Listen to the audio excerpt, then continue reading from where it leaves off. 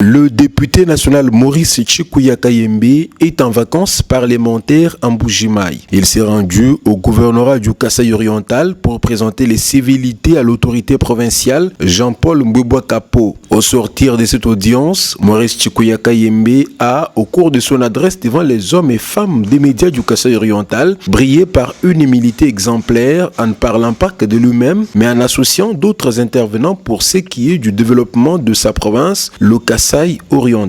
D'abord, je suis chez nous. Je suis venu effectivement en vacances parlementaires. Il était de mon devoir de passer d'abord présenter mes civilités au gouverneur de la province, parler, faire les topos sur la situation de notre province. Nous avons passé en revue toute la situation de chez nous. Nous lui avons dit qu'il a notre appui, non seulement en tant que personne la personne de M. Chikuya, mais en tant que président du caucus des députés de la province du Kasaï oriental.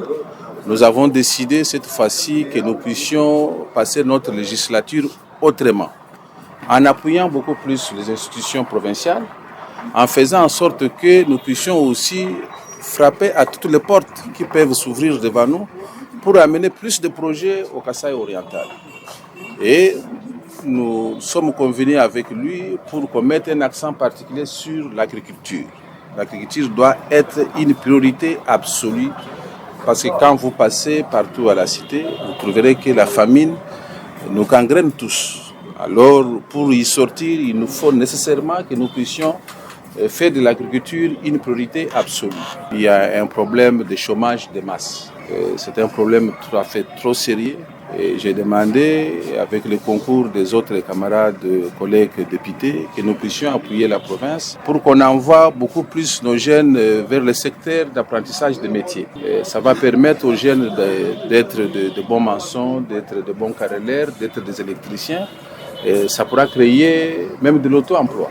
Parce que si nous attendons que nous ayons de grandes entreprises aujourd'hui et demain, ça prendra un peu plus de temps. Mais il faut y aller petit à petit, de façon qu'on puisse booster l'entrepreneuriat local. Parce que si nous-mêmes nous n'entreprenons pas chez nous, personne ne viendra le faire à notre place. Le mandat actuel du chef de l'État puisse aboutir et qu'on puisse transformer notre province. Parce que si nous ne profitons pas de cette conjoncture favorable où nous avons les nôtres, Félix Antoine Tshisekedi à la tête de la République, nous serons peut-être le lendemain devant les murs de lamentation et ça va être honteux pour nous.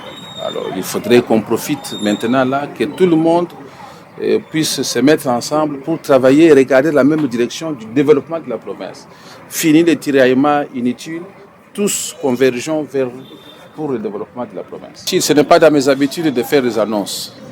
Il faut nous laisser travailler parce que la situation n'est pas si facile que vous la croyez. Donc nous sommes dans les démarches. Avant que je vienne ici, nous avons vu le ministre des Finances qui est disposé à pouvoir venir en aide pour la relance de l'AMIBA. Mais il faut que ça soit bien travaillé. Il ne faut pas que ce soit une affaire précipitée où on va venir comme si on saupoudrait un peu de moyens qu'on pourra mettre à la disposition de l'AMIBA. Mais sachez-le que vos députés y travaillent jour et nuit et nous pensons que cette fois-ci c'est la bonne.